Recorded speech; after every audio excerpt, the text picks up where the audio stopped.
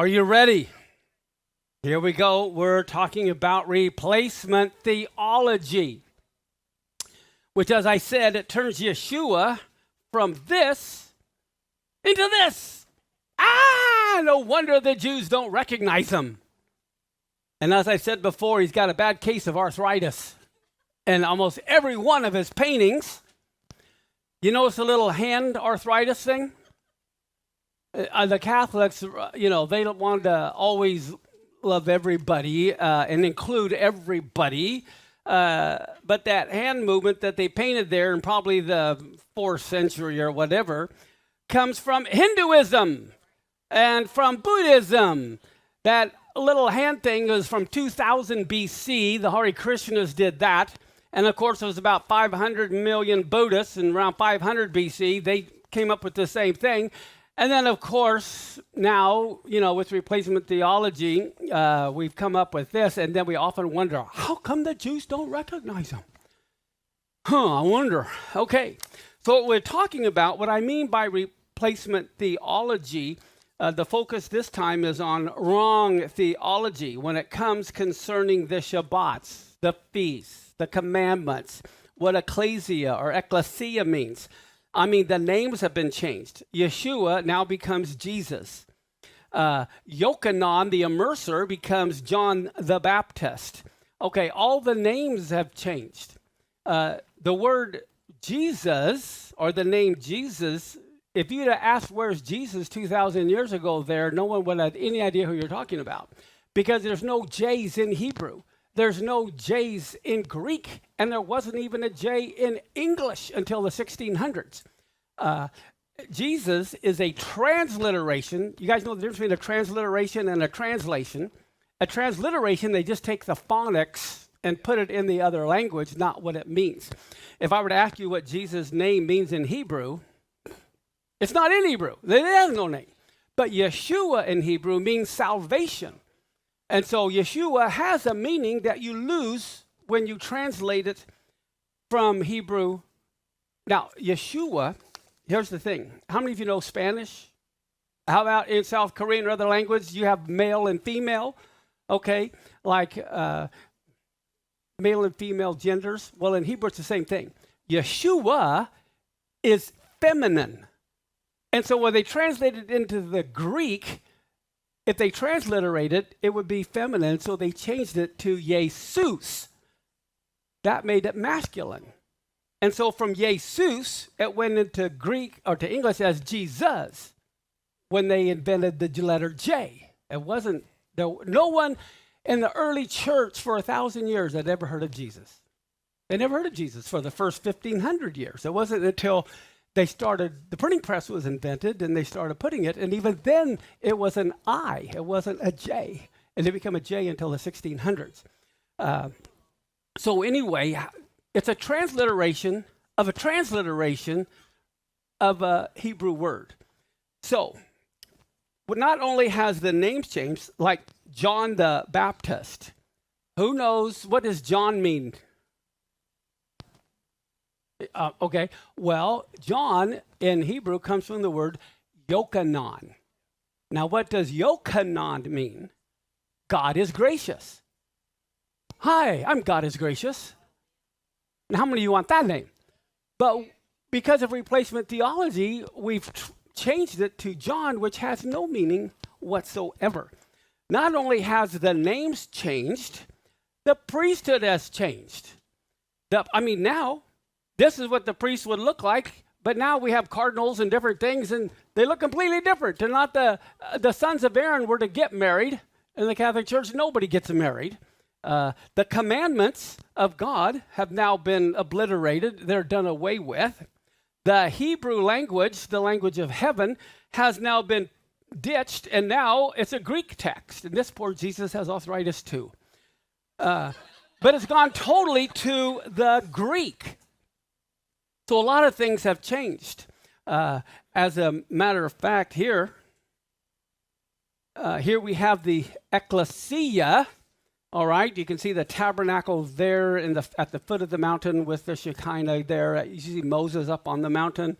Ecclesia only meant assembly, but now It's a church. As a matter of fact, I'll go into it here in a minute. How many of you have heard, before I go there, let me say this. The Shabbat has changed, okay? Also, the calendar has changed. Everything's changing. But let me tell you a little bit of, let me go here. The capital has changed. It used to be in Jerusalem, and now it's in Rome. I mean, everything is changing. And a lot of people say, I don't believe in replacement theology, and yet they still go to a place that teaches replacement theology. Here you see, look at that. Instead of Shabbat being the seventh day of the week, Sunday's now a day of the week. I went on the internet, grabbed a calendar for January of this year, and Sunday is the last day of the week. The holidays have changed. Passover has become the Easter bunny. As a matter of fact, all over you find every year helicopters, churches get involved bringing helicopters, dropping eggs. Okay, the holiday, this is what I talk about being replacement theology. Now, let me explain this. I'm going to go a little bit slower here. I'll try. I will try. I want you to see this. Notice above the red, it says spring. When is spring in 2024? This next spring begins on Tuesday, March 19th, and goes all the way through June. That's 3 months. We have 4 seasons. Well, in Kansas we do. I don't know about here. But there's 4 seasons, and so that's 3 different times. 2 times 4 is 12. So every season gets 3 months, and spring is March 19th through June 20th. That is all spring. Well, guess what? I don't know if you knew this, but astronomically speaking, the first day of spring is marked by the spring equinox, which always falls on March 19th, 20th, or 21st every year. And then the equinox happens at the same moment worldwide, but obviously it's different times around the world. So we said March 19th, so go to March 19th, right there. I'll put it in spring. Spring begins on March 19th this year. Now, when does the full moon occur on a biblical calendar? Remember, the new moon, is the first day of a month, and then 2 weeks later is a full moon, which would be the 15th of a month. And if you'll notice, this is the 15th day of Adar. Does everybody see that? And that's when Purim is, the month before Passover. So let's put the full moon there. Boom, there's the full moon, right? Is everyone following me? According to the Catholics and all of Christianity, Easter is always on the first Sunday after the full moon. So boom, there is Easter. Now, and that's when Easter falls in 2024. Now, here's the thing. What always is supposed to happen before Easter? He's supposed to die. He's got to die before he resurrects. Following me? Does that make sense? Well, if that's Easter, that means he died on Good Friday. But Good Friday is the 19th of Adar. I thought he's supposed to die on Nisan 14. But what does Christianity do? They all celebrate next year. It's always different. The 19th of Adar as his death, and the 21st of Adar as Easter. Does it make sense? Messiah is supposed to die on a full moon. Passover is always what? Nisan 14, Nisan 15. God wanted him to die on a full moon because the Hebrew word for moon is the same Hebrew word for throne. He's the king of Israel. Okay, so he's supposed to die on a full moon. But in Christianity, he doesn't die on the full moon. He dies on the first Sunday after the full moon of spring. Okay, now notice it's the 31st. So let's go to the next month of 2024. Here he is, the Easter Bunny up there at the top in Adar. Well, what happens? He's supposed to die on the full moon, Nisan 14, Nisan 15. Isn't that what the Bible says? Okay, so that being the case, right there is when we would celebrate the resurrection or the first fruits. And what does the Bible say?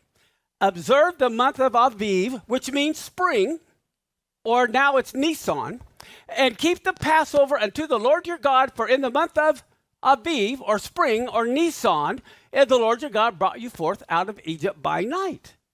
Wow. So what is happening? They're celebrating his resurrection a month before he dies. How in the world can Christianity celebrate the resurrection a month before he dies? The problem is, it doesn't say in the Bible that Easter is the first Sunday after the vernal equinox. And it doesn't say it's on any random day in the month of Adar.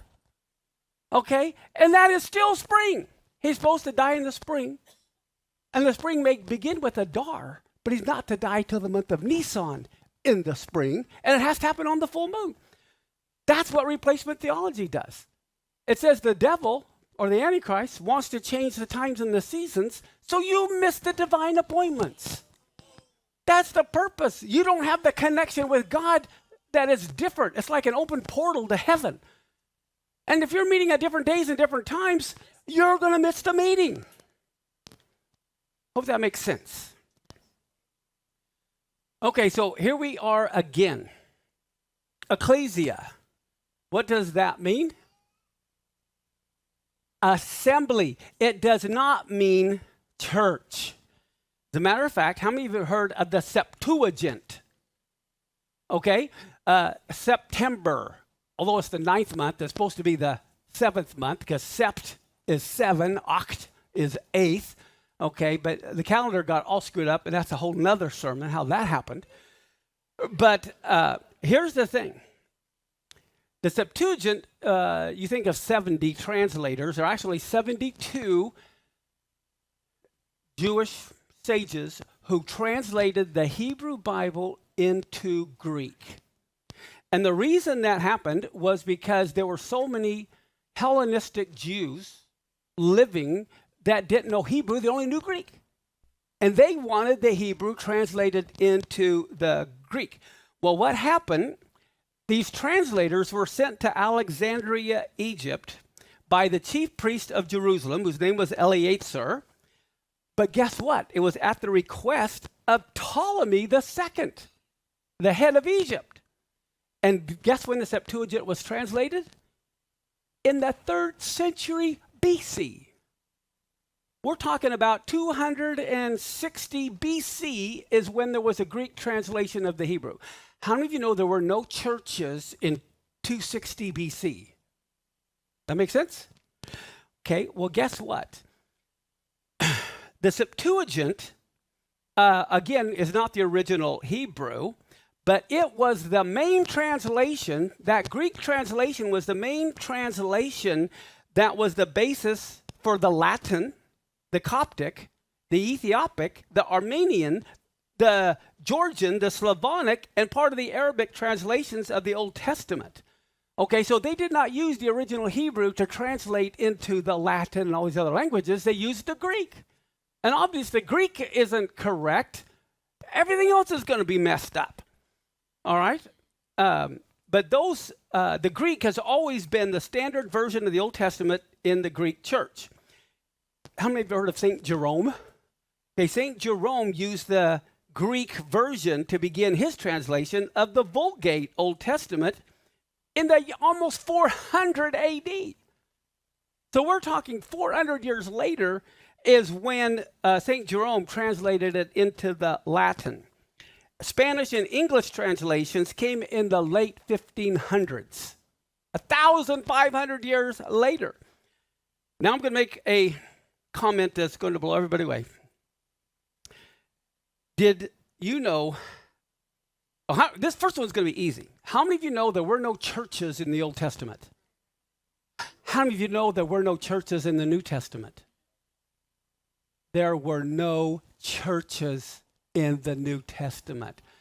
What? What about the 7 churches in Revelation? Translation error. Okay. First, let me explain. There were only assemblies. Yes, there were assemblies. Yes, there were believers. But they were assemblies, and guess where they met? In the synagogue. As a matter of fact, look at Acts 13, verse 14 and 15.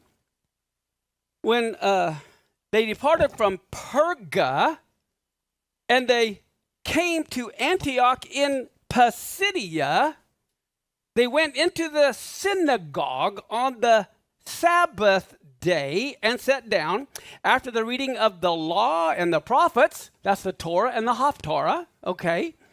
It says, the rulers of the synagogue sent unto them and saying, hey, you visitors, you men and brethren, do you have any word of exhortation for everybody? Tell us what it is.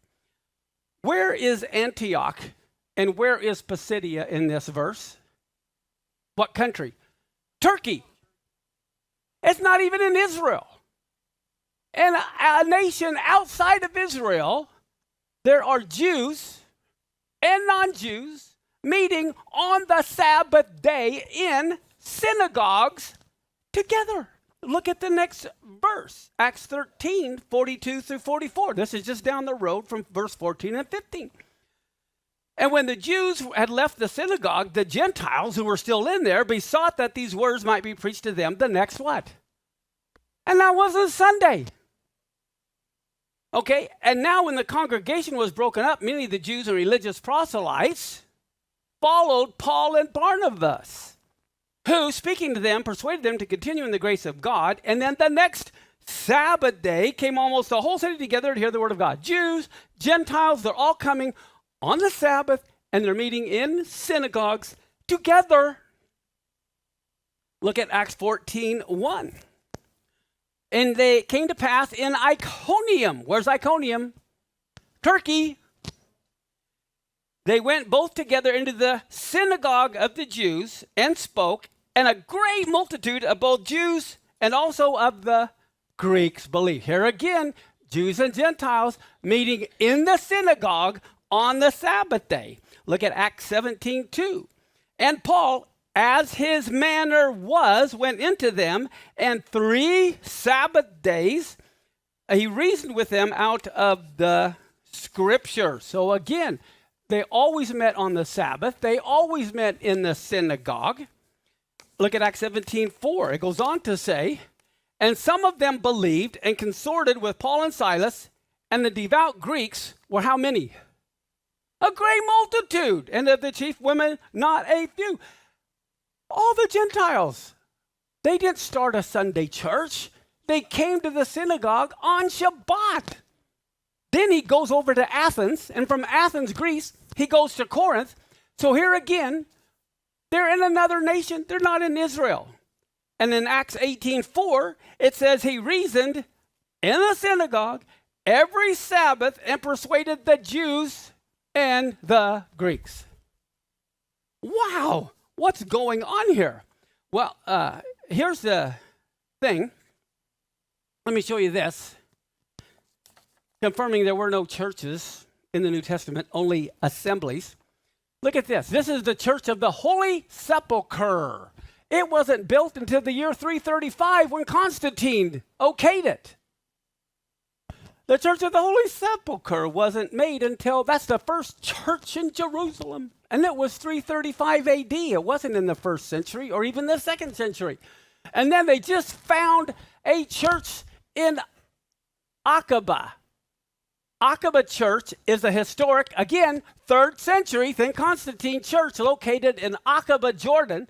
It was unearthed in 1998 by a group of archaeologists, and it is considered to be the world's oldest known purpose-built Christian church. Its first phase was dated, between 293 and 303, which makes it older than the Church of the Holy Sepulchre in Jerusalem and older than the Church of the Nativity in Bethlehem, which were built in the late 320s.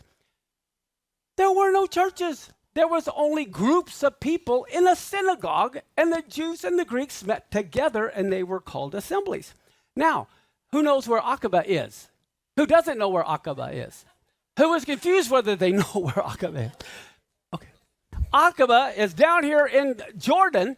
A lot, which is at the very bottom, 9 miles away is Aqaba. And a couple miles away is where we're going to be this October. We're going to go right through Aqaba to get down here to where we're going to stay at this resort on our trip. So, but anyway, the Septuagint Oh, well, let me go back. Acts 7:38. Look at this. Acts is the New Testament. Am I right? And look what it says. Talking about Moses. This is he that was in the church in the wilderness. What? In 1500 BC there was a church? I don't think so. Guess what the word is there? Ecclesia.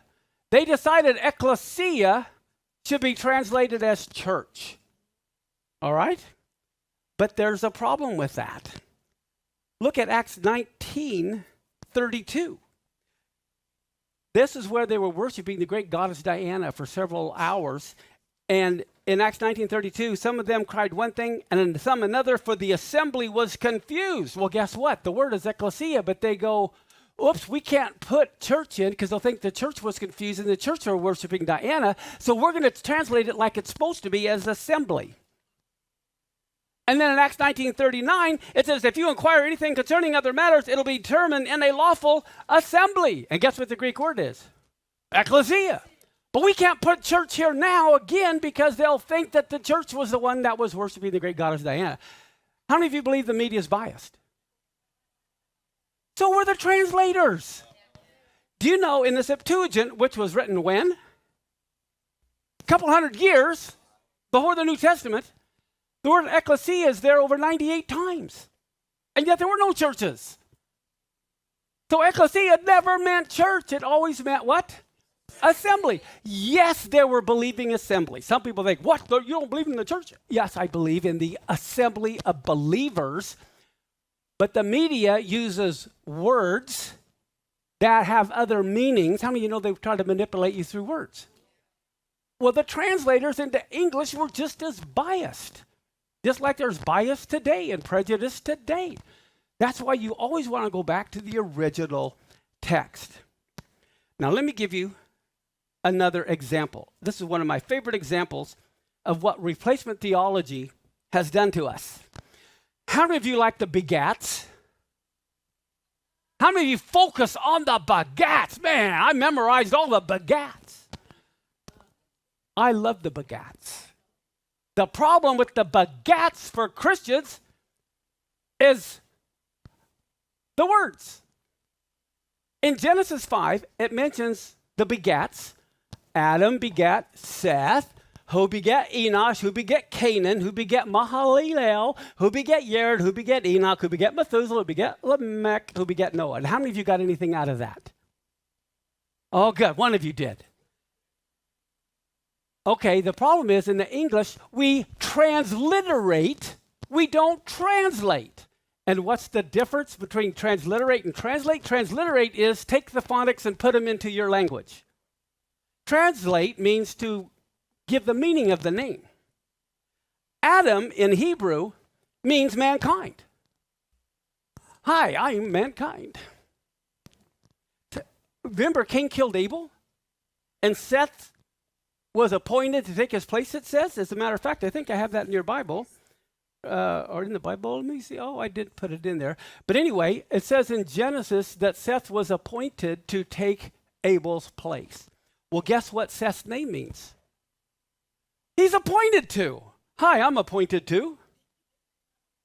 That's what his name is. But we don't put in the English what the translation is, and so we miss the whole meaning of these names. He begat Enosh, which means feeble, frail, mortal. He begat Canaan, which means a fixed dwelling place, like a house compared to a tent.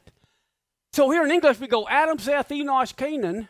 But in Hebrew, I just said mankind is appointed to feeble, frail mortality, a fixed dwelling place. All of a sudden, it has meaning. He begat Mahalalel. That means God who is praised. Who begat Yared, which means to come down or descend. He begat Enoch. How many of you heard of Hanukkah? Enoch comes from Hanukkah, and Enoch means to train or instruct, to be a teacher. You're instructing and training. Then we have Methuselah, okay, Shalach, where you get, Shalach means to be shot forth or sent forth, okay? Met is death. So that Methuselah means he's sent to die. And he died a week before the flood. Lamech means to be beaten and tortured. Noah means to bring rest, a quiet peace. So now when you say these 10 generations in Hebrew, you're saying mankind is appointed to feeble, frail, mortality, fixed dwelling place. God, who is praised, comes down to instruct us. He was sent to die, being beaten and tortured to bring us rest and a quiet peace. You are not going to get that in the English. You're only going to get that from the Hebrew. I love the begats. There's so many amazing things, but that's what replacement theology has done to us. Now, Passover, again. Replacement theology has messed that all up. They'll celebrate the resurrection a month before he dies. So this is why replacement theology is very important, to understand all of the traditions of things that are going on. In Exodus 12, verse 15 on your notes, it says, 7 days you're to eat unleavened bread. The first day you're to put away the leaven out of your house. Whoever eats leavened bread from the first day to the seventh day, that soul will be cut off from Israel. That's pretty serious, okay? Well, let's look at this. What they would do, because of that statement, a few days before that cutoff came, they would begin to get all the leaven out of their house, preparing themselves for the feast of unleavened bread. And so what they would do, they would take, in Hebrew, it's known as bedekat chametz, the removal of the leaven. And so you can see a picture of Dad here, and he's got a child, a little daughter there, and he has a candle. And he takes a wooden spoon, and he's got a feather and a linen cloth. And Mom purposely hides some leaven. You can see the leaven down here. So Mom purposely hides the leaven, and then Dad gets a candle and he lights it. And the children have the feather and the wooden spoon and the linen cloth. And then the kids find it. And so after they find it, he says, "Okay, we got to remove the leaven." It says in the Bible that they were to teach their children about Passover, so they incorporate this in it to make it fun and memorable for the kids. So as soon as the kid reaches out to touch the leaven, Dad goes, "No, don't you touch it." Dad says, "Let me handle it." And he takes the feather out and he scoops the little crumb and puts it on the wooden spoon. Then he wraps it in a linen cloth and they take it outside. So here we have the tools needed: the candle, which is the light of the Torah. The feather, that's the Holy Spirit with its wings. The leaven, that's our sin. The wooden spoon, that represents the cross. The linen cloth represents what he's been wrapped in, and then he's taken outside of the camp and he's buried. And there's a communal burnt offering. All the Jews, basically to this day, it's called what is called the bir chametz, which is the burning of the leaven. Everybody in the neighborhood, there'd be one leaven pile. And they take all the leaven after they do that, even this day, and they put it in a pile and they burn it because they want to get all the leaven out of the house before Passover. All right? If you don't know the Jewish traditions, you don't realize it. They know the traditions, but they don't realize what it pertains to. See, so both the Christians have one eye open, and the Jews have one eye open, and the first group to look through both of them gets to see the whole picture. But the prejudice keeps us away from seeing the other side. Let me see. Do you remember when Jesus drove all the money changers out of the temple? Can anyone tell me what month of the year that was? What month do you think Jesus drove all the money changers out of the temple? He's got his whip out. He's driving all the money changers out. It was at Passover. He's getting the leaven out of his dad's house. You will never forget that. Okay? So the whole idea was, thank you. He was getting leaven out of the house. He was doing the very thing all the Jews have done traditionally for 1,500 years before he came. Isn't that amazing? That whole idea of getting leaven out of the house is where it got the concept of spring cleaning. That's what it came from. Now get a load of this. John 2, 13 and 15, there it is. And the Jews Passover was at hand.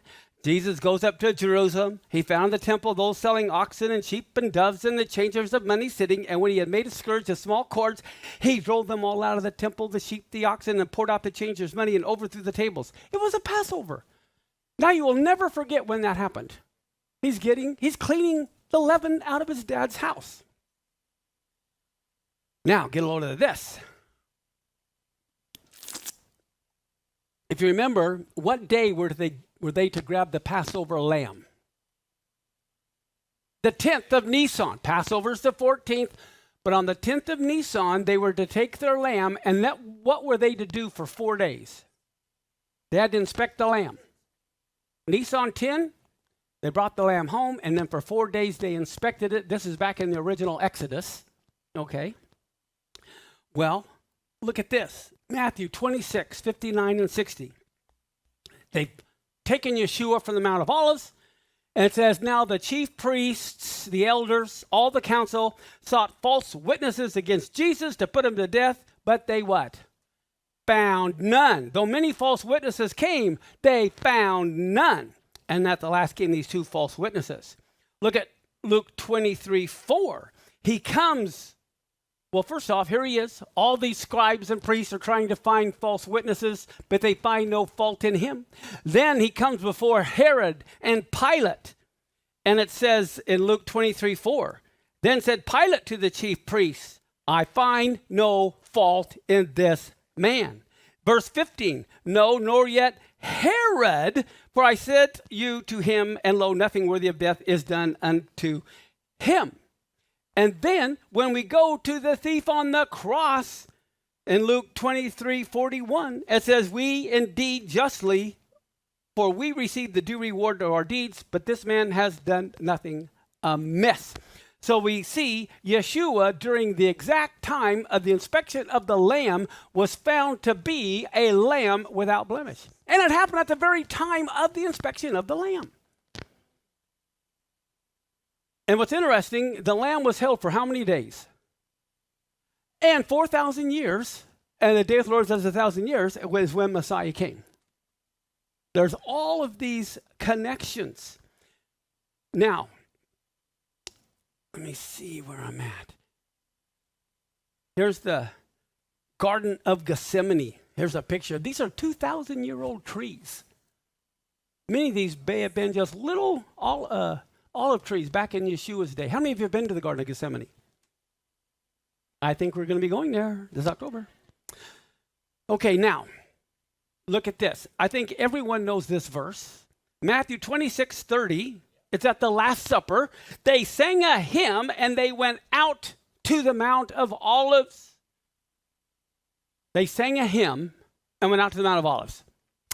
Anyone have any idea the words to that song? You all know the words? Does anybody not know the words to the song that they sang? When you get rid of replacement theology, you know.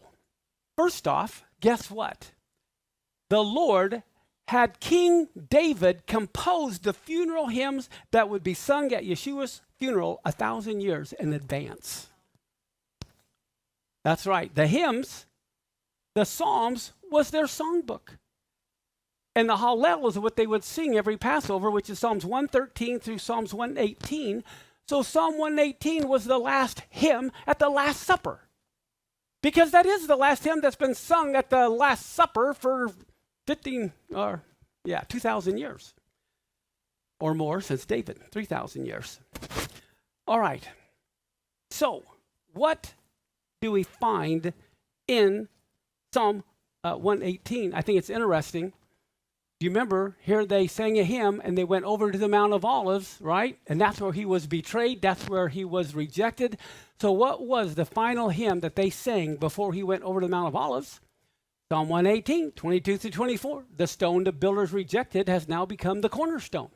Wow, that's the very words when he was betrayed.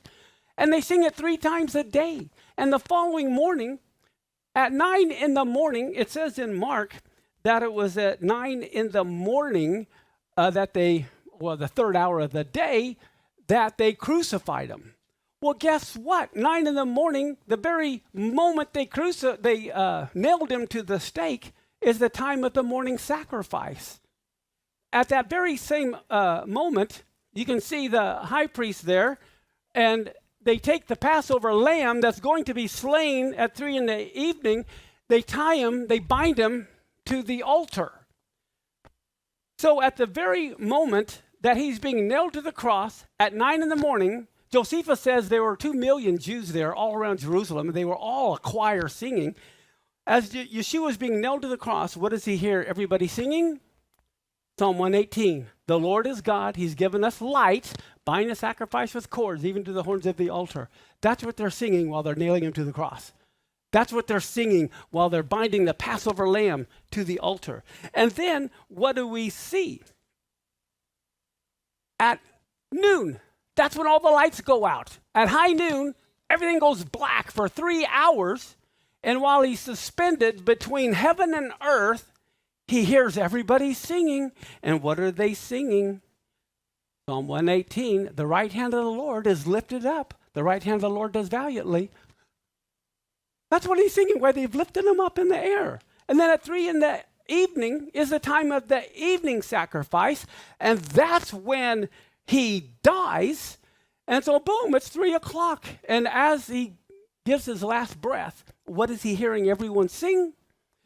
Let Israel now say, his loving kindness endures forever. Let Aaron in the house say, his loving kindness endures forever. Let those who fear the Lord say, his loving kindness endures forever.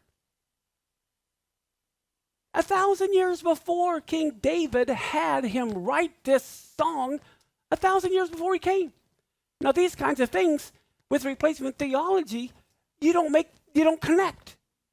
As a matter of fact, how many of you remember the veil of the temple rent from top to bottom? Remember that? Well, let me show you something. This is an ancient painting. It's called a Kehilat. It's where Jacob is tearing his clothes while the 11 sons say Joseph died, right? Well, he thinks Joseph got torn by beasts. And so what does he do? Kehilat is the rending of the garments where he's tearing his clothes, revealing a broken heart over the death of his son. That's what the veil of the temple was. He was rending his garment, the father, over the death of his son. That was the purpose of the rending of the veil. Now, here's the other thing. Josephus records 250,000 lambs were slain for Passover. That's 250,000 lambs. There were 2.5 million people in Jerusalem, 10 people to a lamb. You got 250,000 lambs. Now, I don't know how much blood a lamb has, but if there's 250,000 lambs and they have 1 quart, that's 62,500 gallons of blood. That's equivalent to over 1,155-gallon barrels. Now, in the temple where they're slaying it, where's all that blood going to go? They'd be swimming in blood. At the base of the altar, there were 4 holes, channels, that before the blood coagulated, while it's hot and liquid, they would throw it down those holes, drain holes, and they would go underneath the temple where there were giant cisterns. Let me show you this. There are 3 valleys. There's the Kidron, everyone's familiar with, next to the Mount of Olives. That's the Valley of Blood, the Hinnom Valley, because that's where all the blood went. The Dung Gate is on this end of the temple, and it went downhill, and it's called the Dung Gate because that's where all the sewage and everything went. And so all this blood is like a river flowing down into the Valley of Blood. Okay? That's the Tyropian Valley in the middle, which is now gone because it's been filled with dirt and there's Muslim houses built on it. But here's the thing. He died on the Mount of Olives. He didn't die in the back 40. Okay, so he's looking into his father's face, and that's why the father, when he sees his son, rends his garment. Underneath, they found all these cisterns. Some of these cisterns would hold 10,000 gallons of water. And it'd be like flushing the toilet, okay? All that blood's going down there. They release the water from the cistern, and there'd be a gigantic river of blood and water that is flowing into the Valley of Blood. And so at the very moment Yeshua, blood and water, is flowing from his right side, There's a massive flow, a river of blood and water falling from the Father's right side. He's in the Holy of Holies. And I'll close with these two verses. I think it's interesting. The Torah portion today is a kev, not kov, which means heel. And look at Psalm 41:9. It's really all about the death of Messiah. It says, my own familiar friend in whom I trusted, which ate of my bread, has lifted up his heel against me. And then look at John 13:18. The Messiah refers to that very verse. I speak not of you all, I know whom I've chosen, but that the scripture may be fulfilled. He that eats bread with me has lifted up his heel against me. And this is why he shared the bread with Judas. But with that said, that just is a touch of what replacement theology has done. It's erased all the connections of the names being translated, of the Passover. And this is why the Easter bunny instead of the Messiah. And this is why he can resurrect before he dies. But with that, let's stand.